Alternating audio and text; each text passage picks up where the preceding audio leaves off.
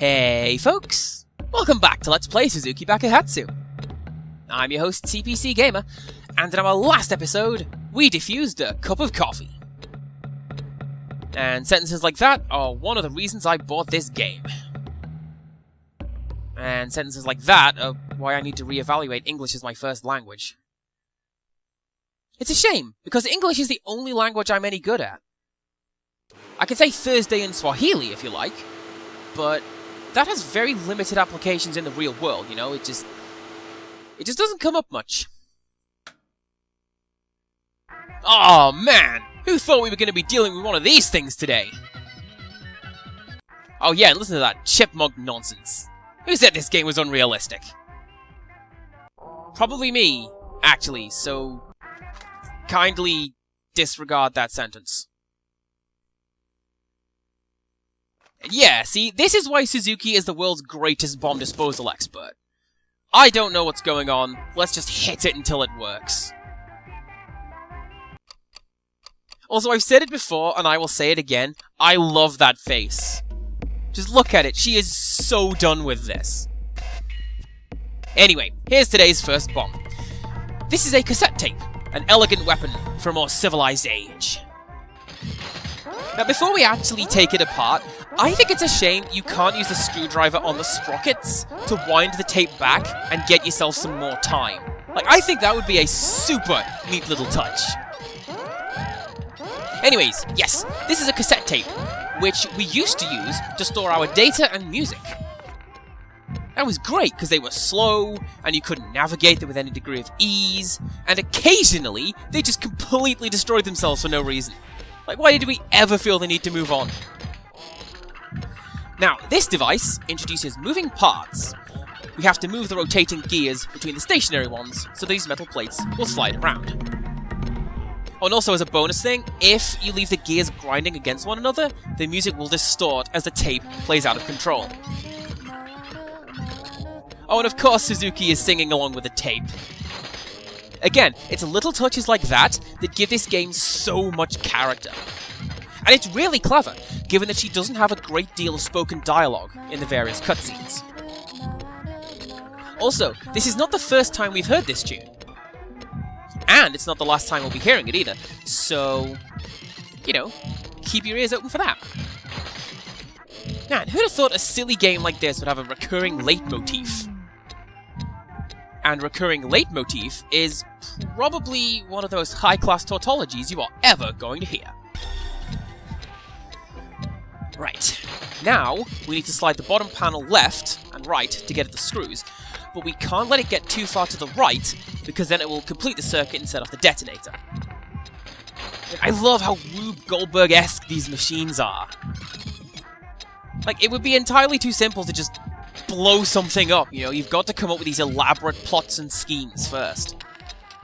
And this isn't even the best stage for that. There is one that is a straight-up puzzle box. And I'm not going to talk about that right now, because it might be the very next stage. I don't know. I mean, literally, I have no idea what order the game put the stages in. It's playing hell with recording and syncing this commentary. Now, you see how the red wire is quivering? That's because it's full of electricity, which is your cue to leave it alone and cut the blue one, disarming the surprisingly elaborate cassette tape. I mean, maybe that's why we stopped using them. Like, if we had to mass-produce all those microscopic sliding panels and stuff? I don't know. I also don't know what that C rank is at the bottom of the screen. I mean, it's my something level, but beyond that, I've got nothing. I mean, that's one of the problems with the manner in which Japanese is written. Like, I can read hiragana and katakana, but then kanji comes along, and I can't read any of it. Oh, and Suzuki's hair is super cute in this level, though. So, that somehow excuses my inability to read. And yeah, look at that, I can't read that. That punchline was probably hilarious. You don't know. Or you will, because I'm gonna get it subtitled. Moving along, let's see what's next on our to-do list. I mean, I know what's next on the to-do list, and it's the level I pretty consistently consider to be my worst, which is a shame, because it's got a very clever level gimmick behind it. mean, I want to like this stage. Really, I do. But... well, we'll see how it goes. Let's do 1142. Yeah, it's baseball! Japan loves baseball! Like, how many Power Pro Kun games have there been? Like, 1 million? Time. Wouldn't surprise me, because Japan loves baseball video games, too. And train driving video games, weirdly enough. I wonder if they localized any of those. That's what we call foreshadowing. And now I return to my home planet. Also, I feel like there needed to be a great big versus splash across the middle of the stream. Like, maybe a hyperactive announcer or something like that. Also, I don't know the rules of the game, but I'm pretty sure Suzuki just caused her team to lose. Oh, because of that, she's so angry, she's swinging so hard that she's shattering reality! And...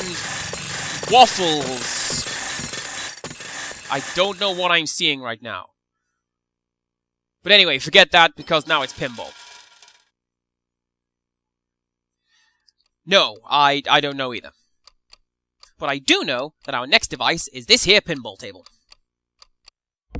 Although actually, there is a reason for the baseball intro. See if you can figure it out before the end of the stage. Now, you may have seen from the X-ray intro, but the detonator is the... ball return, I guess it's called?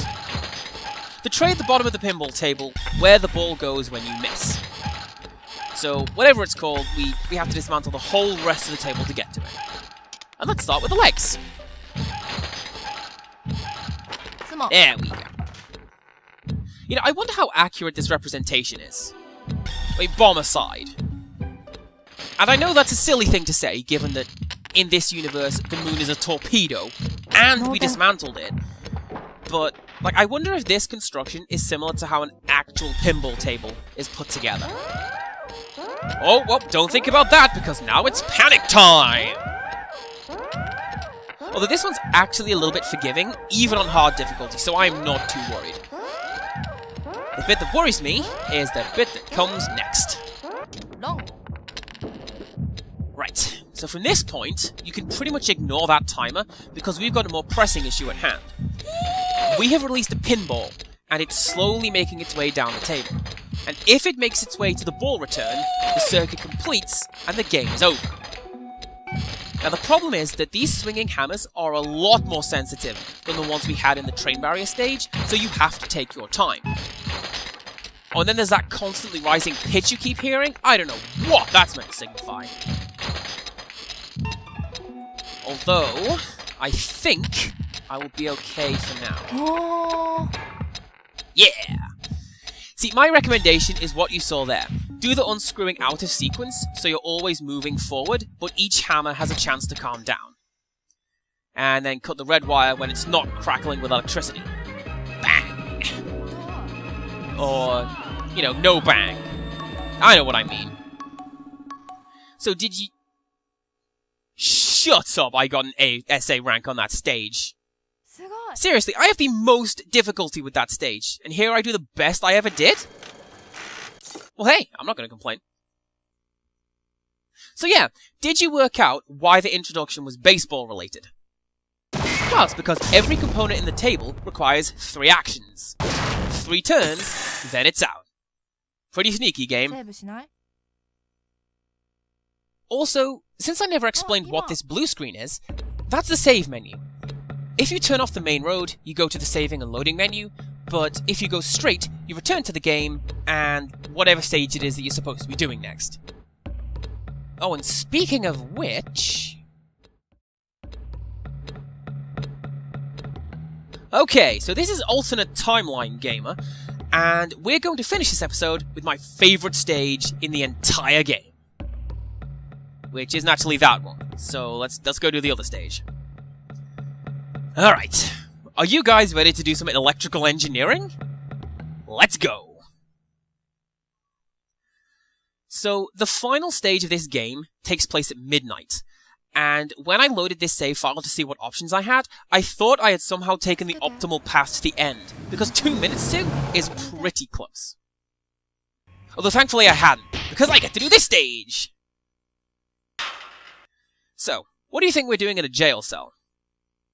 Dismantling the locks so that we can walk out?